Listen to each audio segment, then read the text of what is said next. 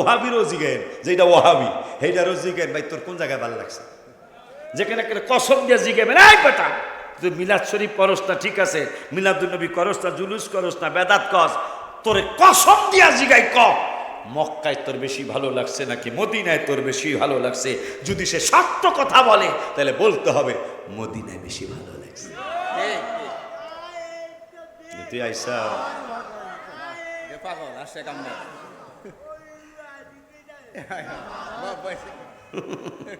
অনেকদিন পরে দেখছি আমার তাহেরির ভক্ত, এটা পাগলা না, আল্লাহ রে বাসায় রাখো।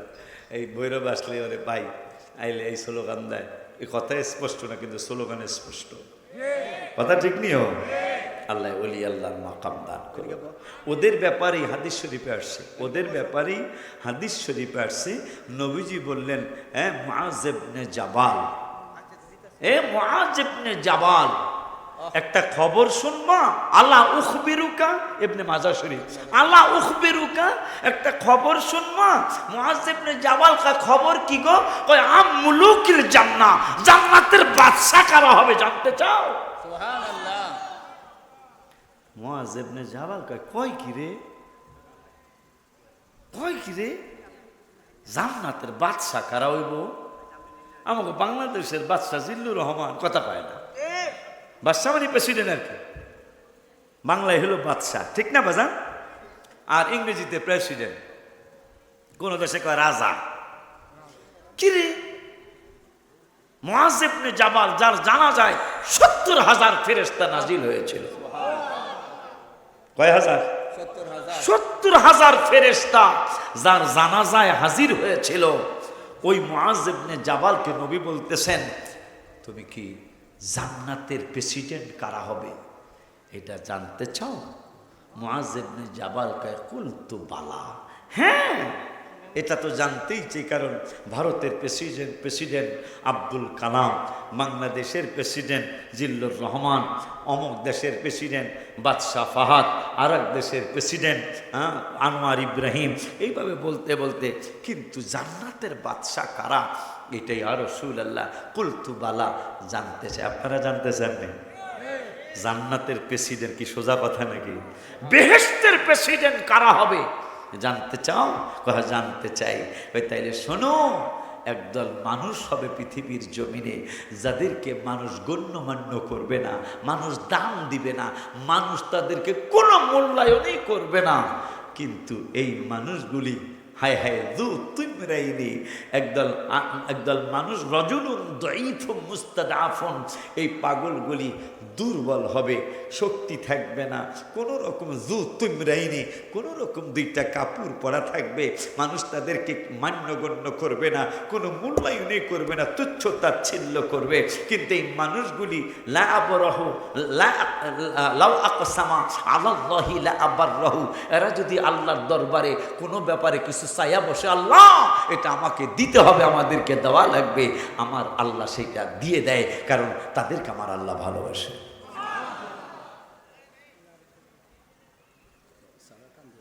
ওই মায়ার নবী, নূরের নবী রহমাতুল আলামিনের জন্য, তার উম্মতের জন্য লাইলাতুল কদর, রমজান মুবারকের রহমতের 10, মাগফিরাতের 10, দুজক থেকে মুক্তির 10। এখন এই রোজা যদি জিগাই ভাই কেডা কেডা রাখছিলেন, কেডা কেডা রাহেন নাই, সত্য কথা কইলে অর্ধেকের বেশি পাওয়া যাবে নারায়ণ না, এ কথা কন। কিন্তু হুজুর ওয়াজে হাজির হয়ে গেছি, কিসে হাজির? কথা কয় না, ওয়াজে হাজির হয়ে গেছি, কিন্তু রোজা রাখতে পারি নাই। কিন্তু মজার ঘটনা ঘটে গেছে, রাখতে পারেনি, আবার কিছু রাখন না, পাগলা ভাইরাও আছে না, অনেকেই রাখছি অনেকেই রাখি নাই। রাখন না রাখন না, একসাথ বৈশা গেছি একই প্যান্ডেলে, একই জান্নাতের বাগানে। আমার আল্লাহ রব্বুল আলামিনের দোস্ত বলেছেন, জান্নাতের বাগানে যায় জান্নাতের ফলগুলি আহরণ করার জন্য, ওই জান্নাতের ফল আহরণ করার জন্য আসি, কিন্তু রোজায় রোজা রাখি নাই।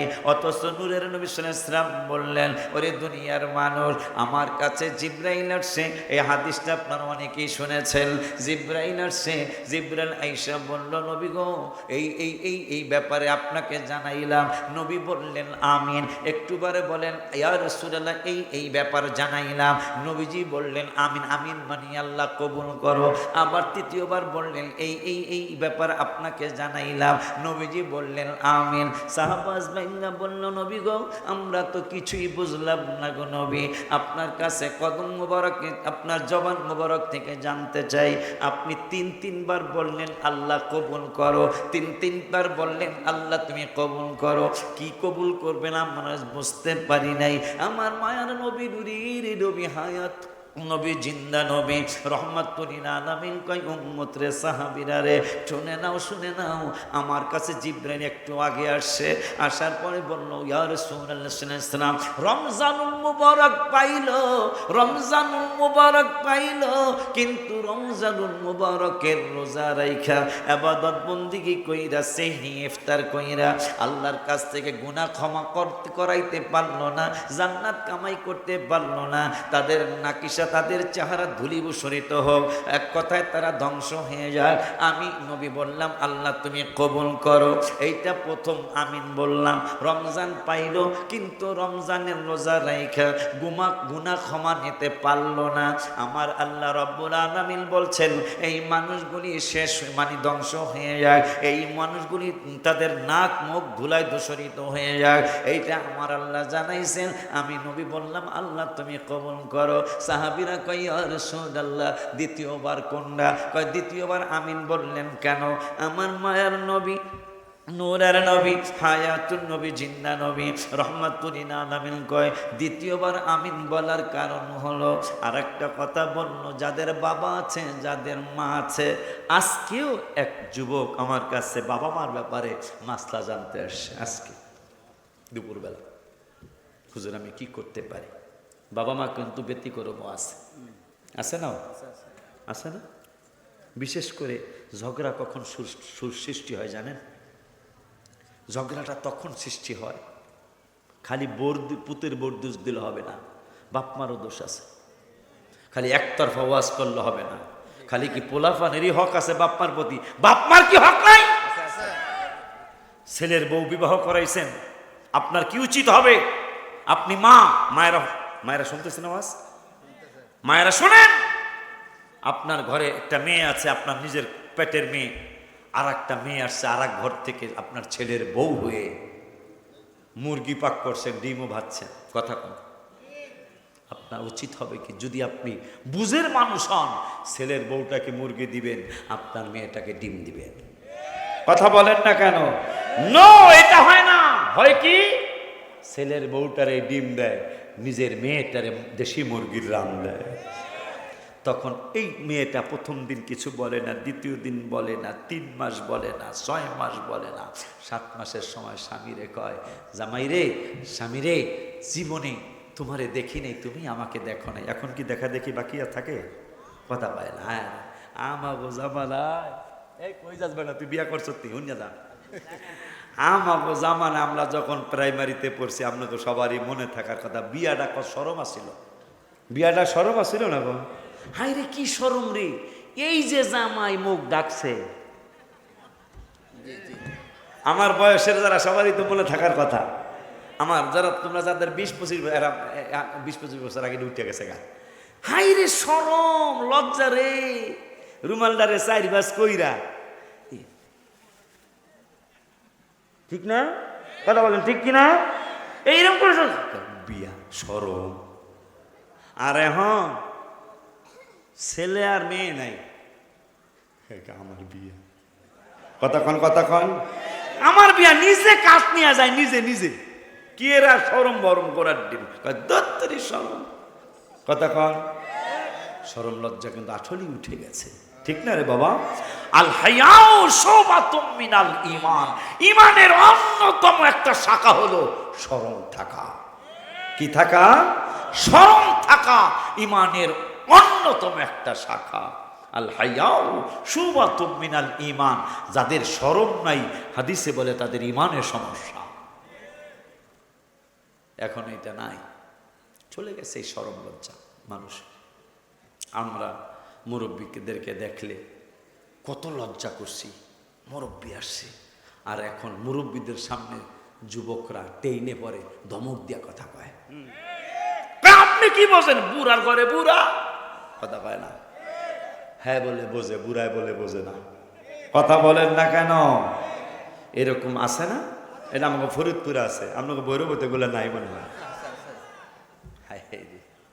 সমাজ নষ্ট। একতরফা ওয়াজ করলে চলবে না। খালি কি ছেলে মেয়েই খেদমত করবে?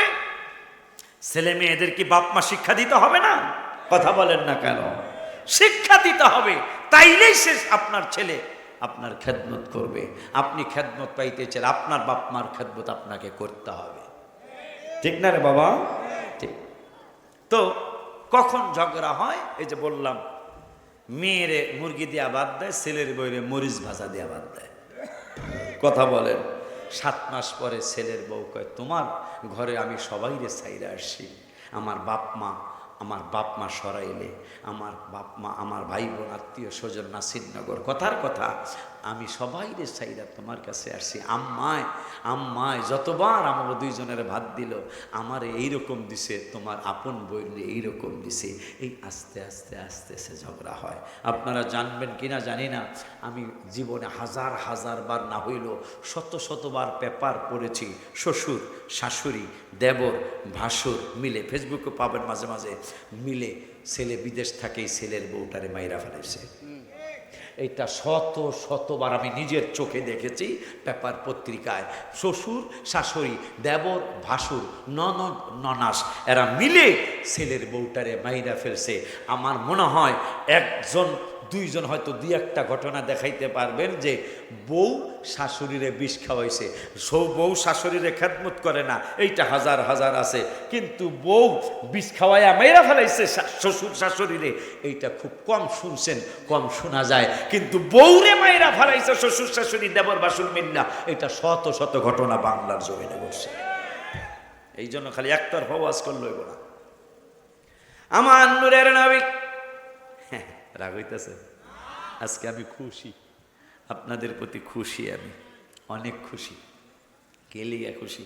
এই পাগলার লগে ওয়াজ কইরা মজা নাই। কথা কয় না, বোঝেন নাই? আল্লাহ ওয়াজ কইরা মজা নেই। ওরে কইছে আমি তোমার লগে দাওয়াত রাখতাম না। কয় ভাই আপনার বড় ভাই, আপনি আমার ছোট ভাই, কর এইটা কি কথা কইলেন? আমি কি তোমার লগে ওয়াজ নিলে এই পাবলিক খালি পিছনে তাকায়, তাহিরি কোন সময় আইব? ঠিক নি রে? আবার যখন তোমার ওয়াজ পরে ওয়াজ ধরি, স্যাংরা গ্রুপ, এই যে স্যাংরা চিনে 14 থেকে 22 বছর, যেগুলা মুরব্বীরা আমারে ভালোবাসে 100%।